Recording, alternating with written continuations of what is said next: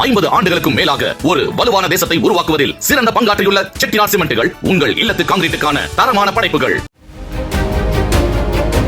கர்நாடக மாநிலம் கலபுரகி மாவட்டத்தில் வேறு பெண்ணுடன் தொடர்பில் இருந்த கணவரை 5 லட்சம் ரூபாய்க்கு கூலிப்படை வைத்து கால்களை உடைத்த மனைவி உள்ளிட்ட 4 பேரை போலீசார் கைது செய்தனர்.